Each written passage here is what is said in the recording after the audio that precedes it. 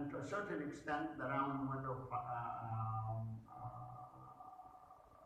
fibrosis, inflammation. If you have a chronic hepatitis media, for the sake of discussion, and you inject this ear with steroids, not much is going to cross there, and primarily probably because of the inflammation. Another items is the length of the cochlea, the intrinsic perilymph flow, and the tissue absorption, where the action is done. Once the medication gets to the endolin, it has to go to the stria vascularis primarily. This is the tissue absorption. That's very important because if you leave the steroids in the endolymphatic space, running around, not latching to a receptor, it's not going to create any action. The two types of medication that we mostly use all over the world are gentamicin and the steroids. They have clinical applicability. However, there are other agents that are still being investigated in animal models, like nerve growth factors. Aldosterone actually is probably the best, and I will show you that, but unfortunately we cannot inject it in the middle ear because its half-life is very short. Hepatic steroids first. Here is a study by Dennis Trun. Again, it's a beautiful study in an autoimmune mouse developing autoimmune disease, not treated, and you can see the vascularization and the edema of the three layers of the stria vascularis. Here is animal treated with prednisolone. Note that it is not much different from the diseased tissue, and I will explain perhaps the reason why. And then aldosterone, which is essentially almost close to normal. So we have the prednisolone and the aldosterone in that particular experiment. So it shows that steroids can alter and normalize the stria vascularis histopathology and consequently the function. The steroids also, because of the number of genes that are being triggered within the stria vascularis, can affect other receptors. Aquaporins are very important, and there are about 8 or 9 of them, but the aquaporin 2 and vasopressin are relevant in Meniere's disease.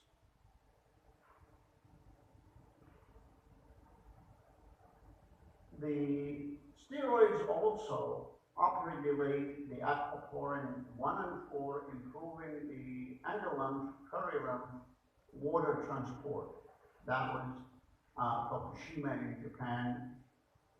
And aquaporin 4, mRNA, the messenger RNA, is elevated in prostacusis. So we know now that the aquaporins have significant effect on the molecular, and the word water transport here is a little bit too much, but it is the molecular transport between the inner ear compartments. Sakai in 1986 was the first one to do the intratympanic perfusion on Meniere's disease. Shea Clinic in the United States in 1990. I was the first to do that at the Cleveland Clinic in 1994. Then others, Lauren Farms, for example, in Canada, was actually working at the same time, Silverstein, and now practically every practicing otologist in the United States are using dexamethasone when it was available at the high dose. I think they're using it at the low dose, but that's questionable. Here is the study that essentially promoted the methylprednisolone. It's by Lauren Pons, and you've seen this morning. but I want to go over it again. That was his trilogic thesis. You have to do a thesis to join the upper echelon societies. It's an important, it's a very good study. His interpretation, however, were different, in my opinion, and I was the first one to actually reinterpret it, and he and I had some discussion, very professional discussion, trying to reinterpret his results. He concluded that because the methylprednisolone, which is that medication, basically 3 medications in the middle layer measuring the concentration in the endolymph, and methylprednisolone, hydrocortisone, and dexamethasone. He concluded that because methylprednisolone was still present in the endolymph in 24 hours, whereas the others were absorbed or gone quickly, he concluded that therefore the methylprednisolone actually was the best drug to use. However, when you look at this and see that within 1 hour, the effect on dexamethasone was that it was totally absorbed. Where it's going to go? It's going to go into the stria vascularis because it's the active wall in that triangle in the endolymphatic space. The hydrocortisone is kind of took a little bit longer time. So the dexamethasone got absorbed quicker because, if you will, the matching between the molecule of the dexamethasone and the receptors along the medial layer of the stria vascularis. So when I started, I said, I think this is going to be the best steroid to use. And I started using dexamethasone from day one. I never used methylprednisolone until today, since 1990. So that's number one. Discussing things with Dennis Drew, in 2011, they did a very nice study actually. Significant increase in inner ear stimulated genes via transtympanic perfusion. They used dexamethasone. When you give it orally, 54% of genes would be stimulated versus 85%. Prednisone is kind of not as significant as the dexamethasone. The aldosterone, orally it will trigger only about 1.5 of the genes that they looked at, and 51 in the ITP route. But as I said, the half-life of aldosterone, and I think there is a couple of experiments now trying to see how you can increase the half-life of aldosterone, because histologically, as you could see from animal experiment, it's actually the best. And I think we desperately want to do something like this because, unfortunately, the dexamethasone 24 milligram is no longer available to us. It has to be compounded, and instead of the 5 ml bottle costing $10, now the 1 ml is costing $200 by compounding pharmacies in the United States. So people say, all right, I'm going to use the 4 milligram, but I'm going to use 6 times. That actually doesn't work. The concentration of the drug initially, the 24, that opens up the genetic changes, whereas the 4 milligram is going to make less activation of the genes. So the fact that you're going to give 6 times of that dose, it's going to equal the 24, it's not going to work. We know about pharmacokinetics and pharmacodynamics of the medication, right?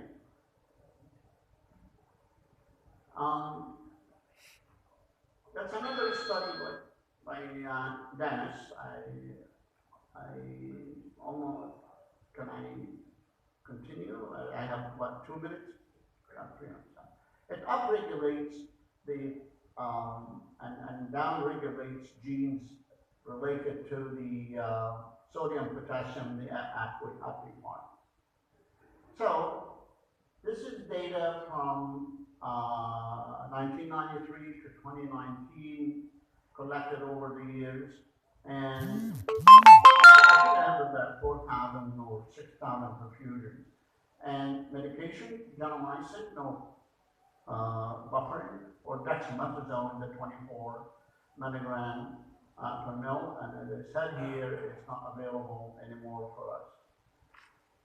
The trick is, based on quantity and Rask-Anderson, you have to maintain a constant volume in the middle of the ear for at least half an hour for that apical word movement, so that the endolental space get the maximum amount of steroids.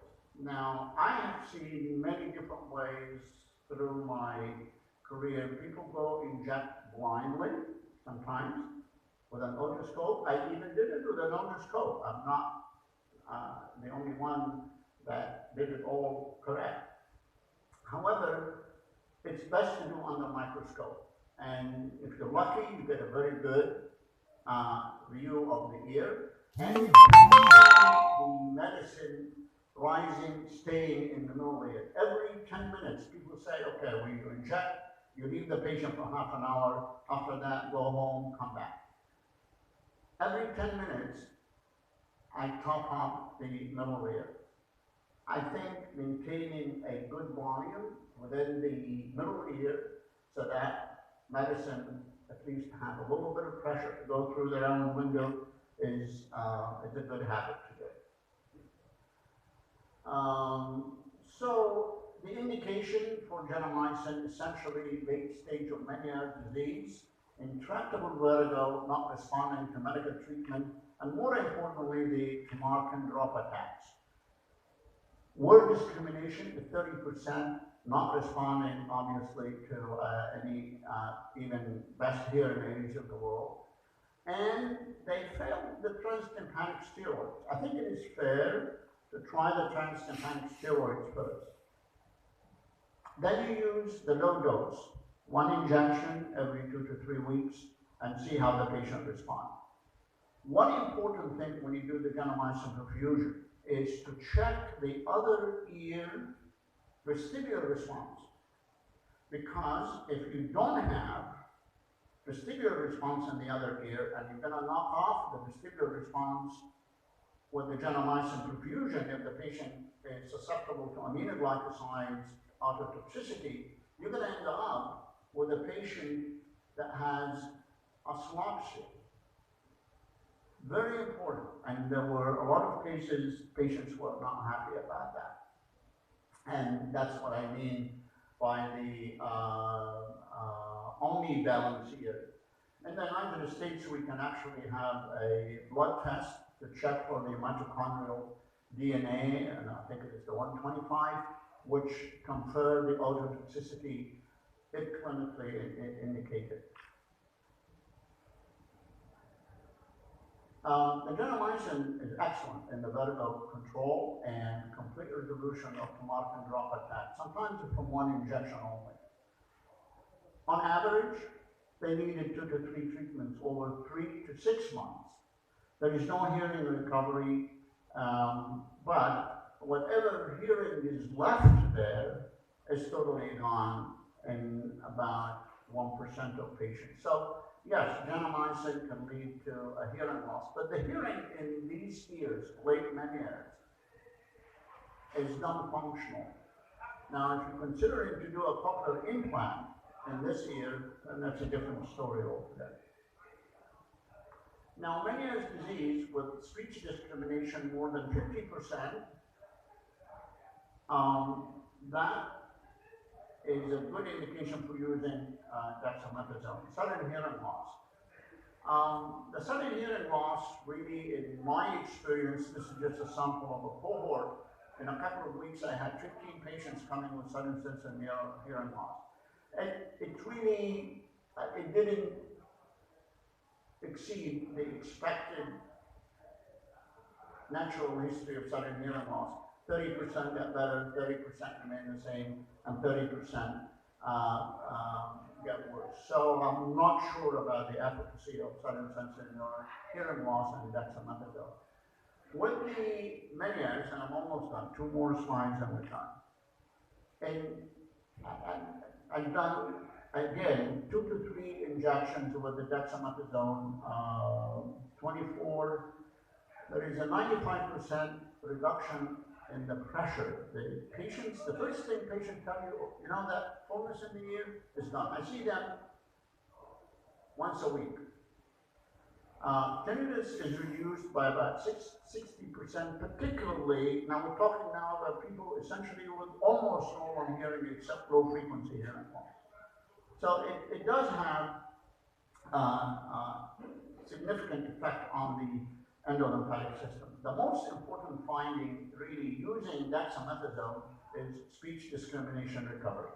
That is, I think, an unusual finding over the last 20 years, because when you gain 30 to 40%, sometimes 60% speech discrimination, you're converting an ear that you cannot use hearing aids to an aidable ear that actually obviate the need for a cochlear implant. And there is an example, for example, 60 to 90%. 40%, the ear after 1 year or 3 years is essentially coming back to normal. You've seen this slide. This is 5 years follow-up on 61 patients, pre-operative, or pre-injection rather. You have a speech discrimination of 30%. Look at these patients here. This is rank ordered in terms of the gain. Speech discrimination was 0, and the speech discrimination after injection is almost 100%. There isn't really any, in my opinion, I have had no major middle ear infection or persistent perforation.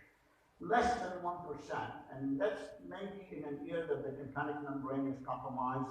It's a perforation, small perforation, and it can be treated in the office with paper patch, or if need be, a fat laryngotomy. People talk about middle ear infection. I really have not seen a lot of middle ear infection, maybe handful. In other words, it's not a significant problem with transtympanic perfusion. So to summarize, inner ear perfusion treatment with gentamicin or dexamethasone have an established clinical efficacy in Meniere's disease. We haven't done studies to compare to the natural history of Meniere's disease, which is 5 years. If you do that, you're going to lose the opportunity of helping your patients. I rejected participating in placebo-controlled studies using dexamethasone gel, while the company and the other participants agreed that they're going to end the study in 1 year. I said 1 year is not enough. The natural history of Meniere's disease is such that it fluctuates for about 5 years, and the data from Uppsala, the long-term untreated Meniere's patient data, will show you that. So the other thing is the word discrimination recovery, and by comparison to the natural history of the disease. And I think this treatment using other medication is going to be very helpful to all of us, especially if we get maybe the aldosterone, I think would be a good thing to have. We don't have it now. Or if we get the dexamethasone back on the market. Thank you very much. Sorry about my not being here on time.